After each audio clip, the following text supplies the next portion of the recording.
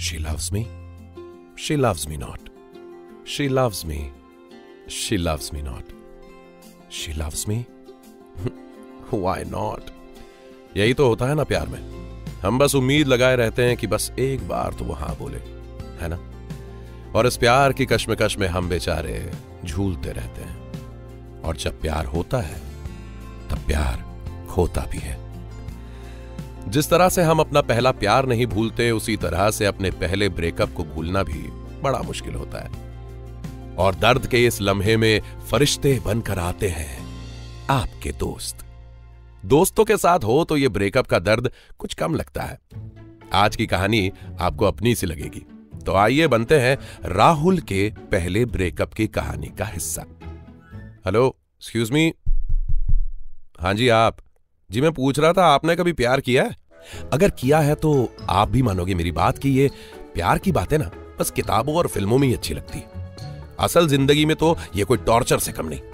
प्यार करो तो भी दिल टूटे और प्यार ना करो तो भी दिल टूटे, दूसरों की गर्लफ्रेंड्स को देखकर।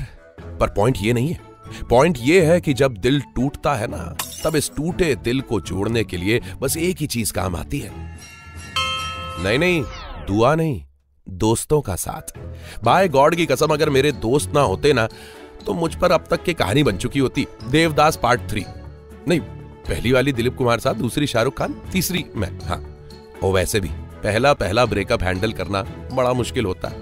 हाँ, अगर दोस्त हो तो दिल को थोड़ी दिलासा मिल जाती। वैसे एक सीक्रेट बताऊं? नहीं, मेरे दोस्तों को मत बताना। उनको पता चला ना तो मेरी फिरकी लेना शुरू कर देंगे। वो क्या है ना, आज भी उसकी बड़ी याद आती है। मेरे पड़ोस में रहती थी श्रद्धा। सुंदर तो इतनी थी कि अगर वो बॉलीवुड में होती ना तो बड़ी बड़ी हीरोइंस का पत्ता कट कर देती। मोहल्ले के सारे लड़कों की जान थी वो। उसकी एक झलक ही काफी थी हमारे बिना बिजली वाले मोहल्ले में उजाला लाने के लिए। बिजली आ गई का? नहीं आंटी, श्रद्धा आ गई। श्रद्धा, देखिए, श्रद्धा की एक आदत थी। वो अक्सर नहीं, हर रोज अपने घर से मार्केट की ओर निकलती थी। और जब वो हमारी गली से निकलती थी ना तो बाय गॉड की कसम मोहल्ले में भौकाल मच जाता था। हाय हाय हाय हाय, उसकी खूबसूरत आंखों को देखने के लिए ना अगर 1000 बार भी गिरना पड़े तो भी गम नहीं। उफ यार, क्या स्माइल है यार तेरे भाभी की यार, मैं मर जाऊं। अबे भाभी होगी तुम्हारी, हमारी तो ड्रीम गर्ल है श्रद्धा। लो आ गई मिस इंडिया। पता नहीं इसमें ऐसा क्या है कि मोहल्ले के सब बस उसके ही पीछे लाइन लगा के खड़े होते हैं। जी हाँ, श्रद्धा के इंतजार में ये बड़ी बड़ी लाइनें लगती थी। और उस लाइन में ये नाचीज भी खड़ा होता था। उसे देखते ही ऐसा लगता था कि एक नहीं, सॉरी, गाना नहीं गा सकता, कॉपीराइट। हाँ, तो कहां था मैं? हाँ, उसे देखते ही ऐसे शरीर में ना मतलब ऐसे हजारों वोल्ट की करंट दौड़ जाती थी आपके रोम रोम में। हमारे मोहल्ले का तो ये हाल था कि हर दिन सब अपनी किस्मत आजमाते थे, पर उन्हें क्या पता था कि श्रद्धा नाम की ये लॉटरी उन्हें नहीं बल्कि मुझे लगने वाली थी। एक दिन हमेशा की तरह जब वो कड़कती धूप में कॉलेज जाने के लिए बस स्टॉप पे खड़ी थी, तब मैंने एकदम हीरो जैसी एंट्री मारी। ये आवाज सुन, ये अपनी ब्रांड न्यू बाइक पे बस स्टॉप के पास गया और बाइक को एक्सेलरेट करते हुए कहा, हे श्रद्धा, कॉलेज जा रही हो? तो वो बोली, हाँ राहुल, पर देखो ना कि बस आ ही नहीं रही। इस धूप में खड़े खड़े मैं बहुत थक गई हूँ। वैसे ये बाइक, पर तुम्हारे पास तो साइकिल थी ना? वो साइकिल नहीं, वो तो मेरी नहीं थी, वो भाई की है ना, भाई। मेरी पर्सनालिटी पे बुलेट ज्यादा सूट करती है। वैसे ब्रांड न्यू है, कहो तो तुम्हें कॉलेज तक छोड़ दूं? कहां यहां ऐसे धूप में बस का वेट करोगे, है ना? मान ली उसने मेरी बात और बैठ गई मेरे पीछे मेरी ब्रांड न्यू बाइक पे। क्या नजारा था वो। हम जब मोहल्ले से गुजरे तब सबकी शक्ल देखने लायक थी। सबकी शक्ल पे बस एक ही सवाल था, अबे श्रद्धा इसके बाइक पे कैसे? यहाँ तक कि गुप्ता टी स्टॉल पे खड़े मेरे दोस्तों ने गर्मा गर्म चाय से अपना मुंह चला लिया। यार इसकी तो निकल पड़ी। सच में मेरी निकल पड़ी थी। श्रद्धा नाम की लॉटरी मुझे मिल चुकी थी। मुझे बड़ा मजा आ रहा था इन सब से। उस एक बाइक राइड के बाद हम रोज मिलने लगे, बाइक पे घूमने लगे और जल्द ही हमारी चर्चा मोहल्ले के हर कोने में होने लगी। आखिर क्यों ना हो, सब जलते थे मुझसे साहब। मैं श्रद्धा के प्यार में इस कदर खो गया कि अगर कोई मुझसे पूछता बेटा चाय में चीनी कितनी डालूं? तो मैं कहता जितनी आपकी श्रद्धा। है? श्रद्धा के सिवाय मुझे और कोई दिखाई भी नहीं देता था। यहां तक कि मेरे बचपन के दोस्तों को भी मैं टालने लगा।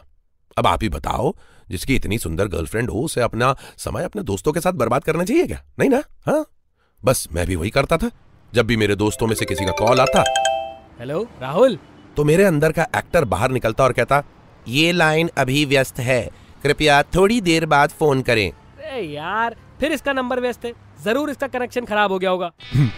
मेरे दोस्तों को सच में लगता था कि मेरा फोन खराब हो गया। इस बात पर मुझे उनसे ताने भी सुनने पड़ते थे। यार राहुल, एक बार को प्रधानमंत्री जी का नंबर लग सकता है, पर इस जन्म में तुम्हारा नंबर कभी नहीं लग सकता। आज ये प्यार का मामला है, और जब आपकी गर्लफ्रेंड के आगे पीछे लोग वो लट्टू की तरह घूमते हो तो थोड़ी सावधानी तो रखनी होगी ना। इसलिए मैं उसका बॉडीगार्ड बन के घूमता रहता। कुछ महीनों तक सब कुछ ठीक चलता रहा, पर जिंदगी में जब सब अच्छा चलता है तभी भगवान को झटका देना पसंद आता है। ये बिजली जो चमकी सुनी है आपने? नहीं, आसमान में नहीं, मेरे अंदर कौंधी थी। और वही हुआ मेरे साथ। मेरी श्रद्धा, जिसे मैं पूछता था, जिसे मैं सबसे ज्यादा प्यार करता था, वो मुझे हमेशा के लिए छोड़ के चली गई भगवान के पास।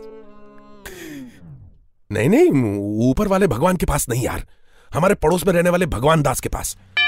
उस भगवान दास की चमचमाती ब्रांड न्यू कार का मुकाबला मेरी बुलेट नहीं कर पाई। और जिस तरह मेरा पहला प्यार फिल्मी तरीके से हुआ था ना, उससे भी ज्यादा फिल्मी तरीके से मेरा ब्रेकअप हुआ। श्रद्धा ने कहा, Rahul don't mind, but life में अपग्रेड करना तो होता ही है ना। तुम भी तो अपना फोन अपग्रेड करते रहते हो, तो मैंने भी अपग्रेड कर ली, बाइक से कार। बाय राहुल। लो, ये भी कोई बात हुई? अरे फोन अपग्रेड में समझ सकता हूं, पर इंसान को अपग्रेड करना ये क्या बात होती है? मेरी अपग्रेड वाली बात, ब्रेकअप की बात जंगल में आग की तरह पूरे मोहल्ले में फैल गई। जिस ईर्ष्या के नजर से लोग मुझे पहले देखते थे बदल चुकी थी। लोग अब मुझे देख देख कर ज्यादातर हंसते ही रहते थे, सिवाय मेरे दोस्तों के। जी हाँ, वही दोस्त जिनको मैं नजरअंदाज करता था, अब वही मेरा सहारा बन गए। पर मेरा सहारा बनने से पहले उन्होंने मेरी बहुत ली साहब। यहीं हमारे गुप्ता जी के टी स्टॉल में कहने लगे, हमें तो पहले ही पता था, लंगूर के हाथ अंगूर लग गया है। और अंगूर तो खट्टे निकल नहीं थे। तो तुमको क्या लगा, तुम बड़े हीरो हो? जो जम के मेरी फिरकी ली ना मेरे फुद्दू दोस्तों ने, क्या बताऊं। और फिरकी लेने के बाद सब मुझे दिलासा देने लगे, अरे कि अच्छा हुआ, श्रद्धा जिंदगी से चली गई, मेरे टाइप की नहीं थी, वगैरह वगैरह। पर दिल ये सब चीजों को कहां मानता है। मेरी दुखती नस का दर्द सिर्फ मैं ही जानता था। मैंने तो जैसे जिंदगी से हार मान ली थी, पर मेरे दोस्तों ने हार नहीं मानी। वो एक से बढ़कर एक तरीके ढूंढ लाते मुझे खुश करने के। कभी मेरी मनपसंद जलेबी लेकर आते, कभी फिल्म दिखाने ले जाते, पर मुझे तो फिल्मों में भी श्रद्धा और मैं ही दिखते थे। और भाई, हम दिल जलों के लिए जब सारे रास्ते बंद हो जाते हैं तब बस एक ही रास्ता खुलता है। खोलना जरा। चीयर्स। भाई, दुआ और दारू की जरूरत तो हर सबको होती है, और पीने के बाद तो हर किसी के अंदर का फिलोसोफर जाग जाता है ना। जैसे हमारे अंदर का जो फिलोसोफर है वो उमड़ उमड़ कर से बाहर आया, और जब हमारे साथ कोई नहीं था तो हमारे दोस्त थे जिन्होंने हमें देवदास होने से बचा लिया। तो इसलिए हमने भी जोश में कह दिया कि लव का दी एंड दोस्तों, ये प्यार जैसी बला हमें चाहिए नहीं। मैं और मेरे दोस्त हम ही ठीक हैं, हमारा भाईचारा जिंदाबाद। और फिर नशे में मैंने ये भी कह दिया, लेट्स गो टू गोवा, इस ब्रेकअप का जश्न मना, गोवा में ब्रेकअप ट्रिप करेंगे। गोवा का नाम सुनते ही न जाने क्यों हमारे बीच में एक अलग ही स्पार्क उठा, और हम सारे दोस्त जुगनुओं की तरह से उड़ते हुए निकले और सीधे गोवा पहुंच गए। और हम यहां फुल ऑन मजे कर रहे हैं, कभी बीच पार्टी तो कभी पूल पार्टी, और पार्टी करके थक जाओ तो शैक में आकर आराम से चिल करो। भाई ये होती है जिंदगी, ना कि वो धूप है तो सोचा मैं शैक में बैठ जाऊं, पर सारे शैक्स फुल हैं। कहानी ऐसी ही कहानियां सुनने के लिए आते रहा करिए